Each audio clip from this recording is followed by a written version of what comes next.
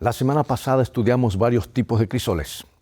La lección de esta semana o de hoy se enfoca más en los crisoles o el crisol de la madurez.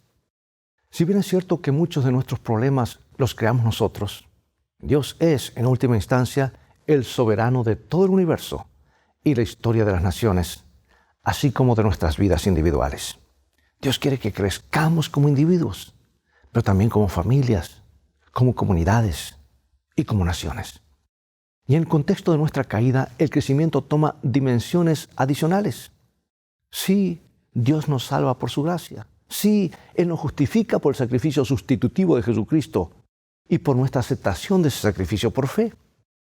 Pero la gracia de Dios no es una solución barata deteniéndose en el nivel declarativo. Su gracia es educativa y transformadora. La vida y la salvación no son experiencias teóricas, son prácticas. Crecemos solo cuando realmente experimentamos su amor incondicional por nosotros y cuando nos comprometemos a amarlo sin reservas, a vivir con Él y permitirle vivir en nosotros. Y como tanto nosotros como Dios estamos involucrados en un conflicto cósmico, nos comprometemos a ponernos del lado de Dios y promover su reino en respuesta a su rescate del reino del pecado y de Satanás. Y así Dios se convierte en el Señor de los ejércitos, aquel que nos conduce en esta experiencia, aquel que nos conduce a crecer, a transformarnos. Bueno, la lección de hoy destaca dos temas. Número 1, Dios guía a través de la lucha de este mundo caído. Él nos guía.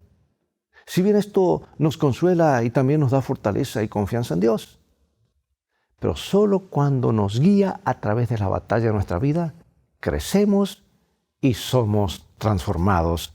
Ese es el resultado. En un momento más, regresaré.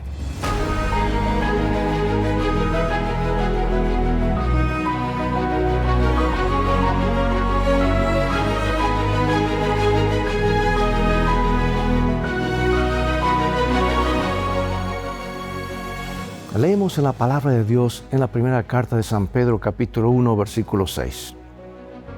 En lo cual vosotros os alegráis, aunque ahora por un poco de tiempo, si es necesario, tengáis que ser afligidos en diversas pruebas.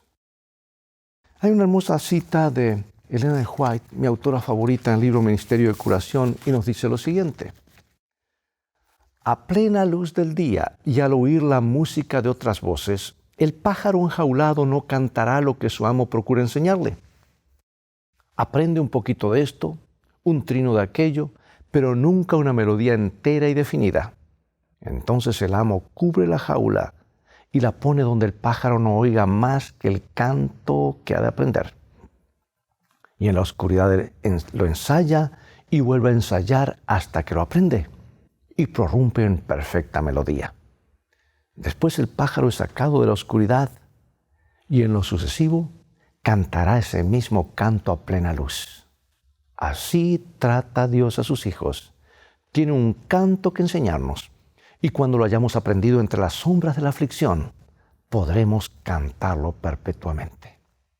Fíjate en que el que lleva el pájaro a la oscuridad es el mismo dueño. Es fácil entender que Satanás causa dolor, pero Dios mismo participaría activamente en guiarnos a los crisoles donde experimentamos confusión o dolor. Veamos qué ejemplos bíblicos recuerdas en los que Dios mismo conduce a la gente a experiencias que Él sabe que implicarán sufrimiento. ¿Cuáles crees que eran los nuevos cantos que Él quería que entonaran? Bueno, parecería que Dios estaba conduciendo a su pueblo hacia la tierra prometida por un callejón sin salida, ¿verdad? Ahí tenemos en Éxodo capítulo 14, versículo 10. Y cuando Faraón se hubo acercado, los hijos de Israel alzaron sus ojos y aquí que los egipcios venían tras ellos. Por lo que los hijos de Israel temieron en gran manera y clamaron a Jehová. ¿Alguna vez caíste en una trampa o te topaste en un callejón sin salida? A veces puede ser agradable, como cuando entras en una sala y descubres que un grupo de amigos te estaba esperando y todos exclaman, ¡sorpresa, surprise, feliz cumpleaños, happy birthday! Pero otras veces puede resultar bastante impactante y hasta muy desagradable. Quizás tuviste compañeros agresivos en la escuela o un colega de trabajo o un miembro de iglesia que inesperadamente trató de hacerte quedar mal. Bueno, desde el día en que los israelitas salieron de Egipto hasta que llegaron a la tierra prometida, dice Jehová iba delante de ellos de día en una columna de nube para guiarlos por el camino y de noche en una columna de fuego para alumbrarles a fin de que anduviesen de día y de noche. Dios mismo dirigió cada etapa de su viaje. Pero fíjate a dónde los condujo primeramente, a un lugar donde tenían el mar por delante, las montañas a ambos lados y el ejército por detrás a la vista de ellos. Éxodo 14:31. Y vio Israel aquel grande hecho que Jehová ejecutó contra los egipcios, y el pueblo temió a Jehová y creyeron a Jehová y a Moisés su siervo. ¿Por qué crees que Dios llevó a los israelitas a un lugar donde sabía que les causaría terror? Seguir la columna no nos asegura que seremos felices todo el tiempo, porque también puede ser una experiencia difícil, porque ser instruidos en justicia nos lleva a lugares que prueban nuestro corazón, que es muy engañoso por naturaleza, yo diría egoísta. Pero durante estas dificultades, la clave para saber si realmente estamos siguiendo a Dios no necesariamente es la ausencia de pruebas o dolor, sino más bien nuestra disposición a que Dios nos instruya y la continua sumisión de nuestra mente y corazón a su dirección. ¿Qué lección aprendieron los israelitas de esta experiencia? ¿Por qué a veces es tan difícil confiar en Dios por más que conozcamos muchas de las maravillas y esas maravillosas promesas que Él tiene para nosotros? Relata alguna situación difícil en la que crees que el Señor te condujo para enseñarte a creer en Él y a temerle. Todos tenemos una historia, ¿verdad? Sí, cómo Dios ha actuado en nuestra vida, los caminos que nos ha llevado y a dónde nos quiere llevar. Bueno, luego tenemos la experiencia de las aguas amargas. Quizás no obtengamos de Dios todo lo que queremos, pero ¿no deberíamos esperar recibir todo lo que necesitamos? No lo que pensamos que necesitamos, sino lo que realmente necesitamos. Había una cosa que los israelitas realmente necesitaban y era agua. E inmediatamente después que Dios guiara a los israelitas en el cruce del Mar Rojo con la nube, ellos lo siguieron por el desierto caluroso y sin agua durante 3 días, imagínate. Especialmente en el desierto, donde encontrar agua es fundamental, la desesperación de ellos es comprensible. ¿Cuánto conseguirían el agua? ¿Cuándo lo harían? Esa agua que tanto necesitaban. Entonces, ¿a dónde lo lleva Dios? La columna se dirige a Mara, donde finalmente hay agua. Debieron de haberse emocionado, ¿verdad? Pero cuando probaron el agua, inmediatamente la escupieron porque era amarga. Entonces el pueblo murmuró contra Moisés y dijo, ¿qué hemos de beber? Luego, a pocos días, Dios los vuelve a probar. No obstante, esta vez la columna realmente se detiene donde no hay nada de agua. ¿Y qué le reveló Dios a Israel acerca de sí mismo en Mara y en Refidim? ¿Y qué lecciones deberían haber aprendido? Leamos Éxodo 15, voy a leer los versículos 22 al 27, luego el capítulo 17, versículos 1 al 7. E hizo Moisés que partiese Israel del Mar Rojo y salieron al desierto de Sur, y anduvieron 3 días por el desierto sin hallar agua. Y llegaron a Mara, y no pudieron beber las aguas de Mara, porque eran amargas. Por eso le pusieron el nombre de Mara. Entonces el pueblo murmuró contra Moisés y dijo, ¿qué hemos de beber? Y Moisés clamó a Jehová, y Jehová le mostró un árbol, y lo echó en las aguas, y las aguas se endulzaron. Allí les dio estatutos y ordenanzas. Allí los probó y dijo, si oyeres atentamente la voz de Jehová tu Dios, e hicieres lo recto delante de sus ojos, y dieres oído a sus mandamientos, y guardares todos sus estatutos, ninguna enfermedad de las que envié a los egipcios te enviaré a ti, porque yo soy Jehová tu sanador. Y acamparon en Refidim, y no había agua para que el pueblo bebiese. Y altercó el pueblo con Moisés y dijeron, danos agua para que bebamos. Y Moisés le dijo, ¿por qué altercáis conmigo? ¿Por qué tentáis a Jehová? Así que el pueblo tuvo allí sed y murmuró contra Moisés y dijo, ¿por qué nos hiciste subir de Egipto para matarnos de sed a nosotros y a nuestros hijos y a nuestros ganados? Entonces clamó Moisés a Jehová diciendo, ¿qué haré con este pueblo? De aquí a un poco me apedrearán. Y Jehová dijo a Moisés, pasa delante del pueblo y toma contigo de los ancianos de Israel. Y toma también en tu mano tu vara con que golpeaste el río y ve. Y aquí yo estaré delante de ti allí sobre la peña de Oreb. Y golpeará la peña y saldrán de ella agua. Y beberá el pueblo. Y Moisés lo hizo así en presencia de los ancianos de Israel. Y llamó el nombre de aquel lugar Masá y Meriba, por la rencilla de los hijos de Israel, y porque tentaron a Jehová diciendo, ¿está pues Jehová entre nosotros o no? En Refidín, ¿qué preguntas hicieron? Hicieron los hijos de Israel. ¿Está pues Jehová entre nosotros o no? Yo pregunto, amigo y amiga, ¿te planteaste esta misma pregunta alguna vez? ¿Por qué? ¿Cómo te sentías y qué lecciones aprendiste después de recibir las respuestas? ¿Cuántas veces necesitamos recibir respuesta para dejar de cuestionarnos esto? ¿Cuántas veces? ¿Cuándo vamos a aprender, en otras palabras? Veamos ahora el gran conflicto en el desierto. Jesús en el desierto luego de su bautismo. ¿Qué lecciones podemos aprender de este relato sobre cómo vencer la tentación y no ceder al pecado? Lucas 4, 1 al 13, son varios versículos. Jesús, lleno del Espíritu Santo, volvió del Jordán y fue llevado por el Espíritu al desierto por 40 días y era tentado por el diablo. Y no comió nada en aquellos días, pasados los cuales tuvo hambre. Entonces el diablo le dijo, si eres hijo de Dios, di a esta piedra que se convierta en pan. Jesús respondiendo le dijo, escrito está, no solo de pan vivirá el hombre, sino de toda palabra de Dios. Y le llevó el diablo a un alto monte y le mostró en un momento todos los reinos de la tierra y le dijo al diablo, a ti te daré toda esta potestad y la gloria de ellos, porque a mí me ha sido entregada y a quien quiero la doy.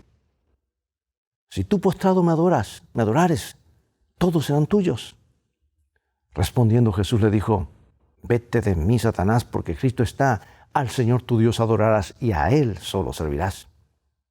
Y lo llevó a Jerusalén y le puso sobre el pináculo del templo y le dijo, si eres hijo de Dios, échate de aquí abajo, porque escrito está, a sus ángeles mandará cerca de ti que te guarden, y en las manos te sostendrán para que no tropieces con tu pie en piedra. Respondiendo Jesús le dijo, dicho está, no tentarás al Señor tu Dios. Y cuando el diablo hubo acabado de la tentación, se apartó de él por un tiempo. Amigos, las tentaciones pueden ser muy difíciles porque apelan a las cosas que realmente deseamos y siempre parecen surgir en los momentos de mayor debilidad. Y aquí en Lucas 4, aquí es el comienzo de la historia de la tentación de Jesús por parte de Satanás. Y llama nuestra atención a algunos temas difíciles. A simple vista pareciera que el Espíritu Santo lleva a Jesús a la tentación.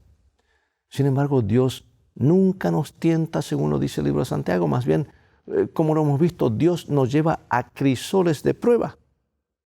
Ahora, lo notable de Lucas 4 es que el Espíritu Santo puede guiarnos a momentos de pruebas que implican que estaremos expuestos a las feroces tentaciones de Satanás. Y en estas ocasiones, cuando sentimos estas tentaciones con tanta fuerza, podemos malinterpretar, ¿verdad? Y pensar que no hemos estado siguiendo a Dios correctamente. Pero esto no es necesariamente así. Tengo una cita hermosa. El libro deseado de toda la gente, de mi autora favorita, la profetisa del pueblo de Dios, para nuestro tiempo. Dice, muchas veces, al encontrarnos en situaciones penosas, dudamos de que el Espíritu de Dios nos haya estado guiando. Pero fue la conducción del Espíritu la que llevó a Jesús al desierto para ser tentado por Satanás. Cuando Dios nos somete a una prueba, tiene un propósito que lograr para nuestro bien. Jesús no confió presuntuosamente en las promesas de Dios, yendo a la tentación sin recibir la orden divina, ni se entregó a la desesperación cuando le sobrevino la tentación. Ni debemos hacerlo nosotros. Oh, amados, a veces cuando estamos en el crisol, nos quemamos en lugar de purificarnos, ¿verdad? Por lo tanto, es muy reconfortante saber que cuando caemos en tentación podemos volver a tener esperanza porque Jesús se mantuvo firme. Lo bueno es que Dios no nos abandona ni se olvida de nosotros, porque Jesús es quien carga con nuestros pecados. Él pagó el castigo de nuestra incapacidad de soportar esa tentación, cualquiera que sea, porque pasó por un crisol peor que de cualquiera de nosotros. Hay esperanza incluso para el primero de los pecadores, para el principal, para el más pecador. Por eso pregunto, ¿qué tentaciones enfrentas ahora? Dedica tiempo a orar. Pide que el Señor te enseñe a poner en práctica las lecciones del ejemplo de Jesús en tu vida. Y recuerda, no necesitas sucumbir a la tentación, nunca.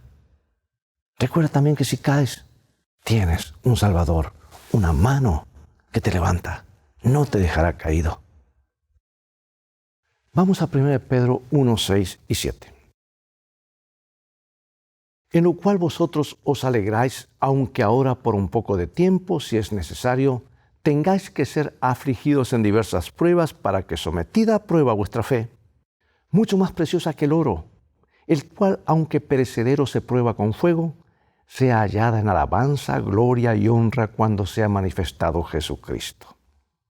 ¿Qué es lo que Pedro dice aquí?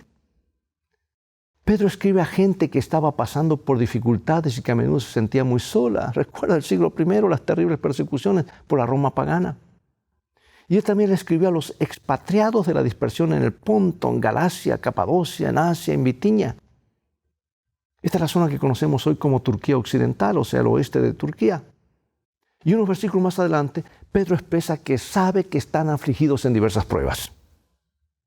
¿Qué quiere decir Pedro con expatriados de la dispersión? ¿Cómo podría eso intensificar sus pruebas? Ser cristiano en aquella época era algo nuevo. Los creyentes eran pocos y estaban diseminados en diversos lugares donde claramente eran una minoría que, en el mejor de los casos, era incomprendida y en el peor perseguida. Sin embargo, Pedro les asegura que esas pruebas no son azarosas ni caóticas. La fe auténtica es la meta de quienes perseveran en diversas pruebas. Por eso pregunto, ¿qué garantía fundamental buscará Pedro a estas personas en medio de sus pruebas? ¿Qué significa esta esperanza para nosotros hoy también? Hoy tenemos escuelas, iglesias, instituciones. Somos una gran familia en todo el mundo. Pero en aquel tiempo no había las comunicaciones y la gente estaba esparcida en diferentes lugares, básicamente solitos. Por eso, independientemente de cuáles hayan sido esas pruebas y sufrimientos, ¿qué punto de comparación tienen con la eternidad que les espera cuando Cristo regrese? Por eso las palabras de Pedro para ellos, son las palabras de Dios para nosotros también, más allá de lo que enfrentamos. Y a pesar de lo difíciles o dolorosas que sean nuestras pruebas, nunca debemos perder de vista el fin último, que es la vida eterna en un mundo, en un cielo nuevo, una tierra nueva, sin dolor, sin sufrimiento ni muerte, sin enfermedades, sin guerras, sin desempleos, sin sillas de rueda, sin problemas de corazón. Y con esa promesa ante nosotros, una promesa garantizada por la muerte de Jesús, cuán importante es que no perdamos la fe, sino que en medio de las pruebas pidamos al Señor que nos limpie de todo lo que obstaculiza el camino de nuestra fe. Bueno, un joven al que llamaremos Alex había vivido una juventud muy problemática, drogas, violencia, incluso algún tiempo en la cárcel. Pero luego, gracias a la bondad de un miembro de la iglesia local a quien Alex había robado, el joven conoció a Dios y entregó su corazón a Jesús.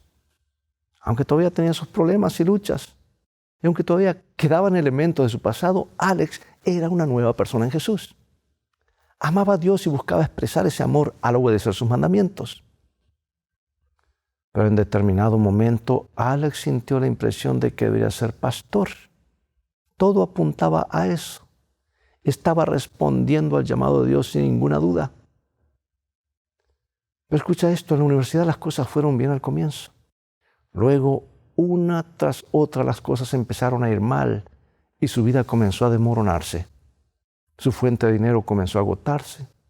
Un amigo íntimo se puso en su contra con acusaciones que, si bien eran falsas, dañaron su reputación. Además, se enfermaba seguido. Nadie sabía que tenía, pero eso afectó sus estudios, al punto que temió tener que abandonar los estudios por completo. Y para colmo tenía una lucha terrible contra las drogas, que se conseguían fácilmente en la comunidad local. En un momento incluso cayó en ese asunto. Y Alex no podía entender por qué estaba sucediendo todo esto, especialmente porque estaba seguro de que el Señor lo había guiado hasta esa institución. Perdón, ¿se equivocó Alex por eso?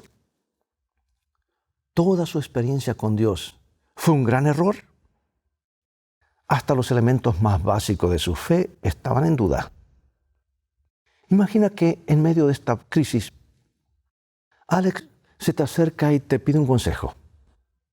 ¿Qué le dirías? ¿Qué experiencias personales has tenido que lo pueden ayudar? ¿Qué versículos de la Biblia usarías? ¿Y cuán útiles podrían ser los siguientes versículos en esta situación? Voy a leer de Proverbios, Jeremías, Romanos, 2 Corintios y Hebreos. Nos dice: no menosprecies, hijo mío, el castigo de Jehová, ni te fatigues de su corrección, porque Jehová al que ama castiga como el padre al hijo a quien quiere. Y me buscaréis y me hallaréis, porque me buscaréis de todo vuestro corazón. Y sabemos que a los que aman a Dios, todas las cosas les ayudan a bien, esto es, a los que conforme a su propósito son llamados. Y me ha dicho: bástate mi gracia, porque mi poder se perfecciona en la debilidad. Por tanto, de buena gana me gloriaré más bien en mis debilidades, para que repose sobre mí el poder de Cristo. Sean vuestras costumbres sin avaricia. Contento con lo que tenéis ahora, porque Él dijo: no te desampararé ni te dejaré. Casi todos los que siguen al Señor han tenido crisis durante las cuales se vieron tentados a dudar de la dirección de Dios. Y lo importante en estas situaciones es aferrarse a las promesas, recordar la dirección de Dios en el pasado y orar pidiendo fe y perseverancia. El Señor nunca se dará por vencido con nosotros. Por eso la pregunta para nosotros es: ¿cómo hacer para no sucumbir a la tentación de renunciar a Él? Y ahora, para concluir, amigos, Juan el Bautista fue el fiel siervo de Dios en un tiempo único de la historia. Recibió la llamada privilegiada para anunciar el advenimiento del Mesías y su misión. Juan vivió un estilo de vida austero y condujo su vida con la máxima integridad espiritual y moral. Cumplió su misión sin ninguna vacilación o intento de tomar un ápice de crédito para sí mismo. Sin embargo, cuando Jesús comenzó su ministerio, Juan fue llevado a un crisol. Sí, Juan fue encarcelado, juzgado y ejecutado, pero no se dio al mal. Para los estudiantes dedicados de la Biblia, Juan emerge como una figura victoriosa a pesar de la muerte, siendo un ejemplo para todos nosotros. Ahora, ponte en el lugar de Juan el Bautista en prisión. ¿Qué pensamientos pasarían por tu mente mientras esperabas el resultado del juicio? Y al enfrentar la perspectiva clara de ejecución a manos del malvado Herodes, una situación en la que Jesús no hace ningún movimiento para intervenir y sacarlo, ¿cómo y qué se sentiría? ¿Has tenido experiencias de callejón sin salida en tu vida, similares a las que vivieron los israelitas en el Mar Rojo? ¿Qué principios y estrategias de fe se te ocurren que te ayudarían a navegar con éxito en este tipo de experiencias? Leo este hermoso párrafo y nos dice así: pero en la antigüedad, el Señor guió a su pueblo a Refidim y quizás decida llevarnos allí a nosotros también para probar nuestra lealtad. No siempre nos lleva a lugares agradables. Si así fuera nuestra autosuficiencia, nos olvidaríamos de que Él es nuestro ayudador. Él anhela manifestarse ante nosotros y revelarnos las abundantes provisiones que tenemos a nuestra disposición. Y permite que nos lleguen pruebas y desilusiones para que nos demos cuenta de nuestra impotencia y aprendamos a pedirle ayuda. Él puede hacer que fluyan corrientes refrescantes de la dura roca. Nunca sabremos hasta que estemos cara a cara con Dios, cuando veremos cómo somos vistos y conoceremos cómo somos conocidos, cuántas cargas llevó Él por nosotros y cuántas cargas habría deseado llevar si, con la fe de un niño, se las hubiésemos dado a Él. Bueno, a menudo, amados, consideramos la tentación como algo individual y así es, pero al mismo tiempo, pregunto, ¿existen tentaciones colectivas de las que deberíamos estar precavidos como iglesia o como familia de la iglesia local? ¿Conoces a alguien que se haya extraviado por enfrentar pruebas? Y si es así, ¿qué podrías hacer de manera muy tangible para ayudar a esa persona a volver? Y recuerda, dijo el apóstol, salvando a otros, te salvas a ti mismo. Acompáñame en oración. Oh Padre Celestial, al estudiar este tema de los crisoles por los cuales has llevado a tus hijos en el pasado y nos llevas ahora en el presente, queremos mirar más allá de las nubes que nublan nuestra vida, más allá de las lágrimas, más allá de los desencantos, los altibajos y los golpes. Queremos mirar a Jesús que tiene el mundo, el universo y nuestras vidas en su control. Dedicamos nuestra vida a ti. Ayúdanos a mirar con fe al momento cuando determinar las cosas de una forma gloriosa. Queremos seguir confiando en ti en las buenas y en las malas, pero a través de las pruebas, ayúdanos a depender totalmente de ti. Hasta el día que veamos a tu Hijo, nuestro Señor Jesucristo, venir en gloria. Entonces nos explicará esta y otras cosas más. Gracias por escucharnos, bendícenos, sabemos que lo harás porque lo pedimos en el nombre de Jesús. Amén. Bien amigos, es todo el tiempo que tenemos por hoy. Nuevamente ha llegado el momento de despedirnos. Será hasta el próximo programa de la serie Lecciones de Vida. Invita a otros a sintonizar este canal. En otras palabras, transfórmate tú mismo en un canal de bendiciones. Dios te bendiga y recuerda, tú vales mucho para Jesús. Él te ama más de lo que puedes imaginar. Y en el viaje de la vida, las cosas van a terminar bien si haces de la Biblia tu GPS y a Jesús como tu guía. Maranatá, Dios te bendiga.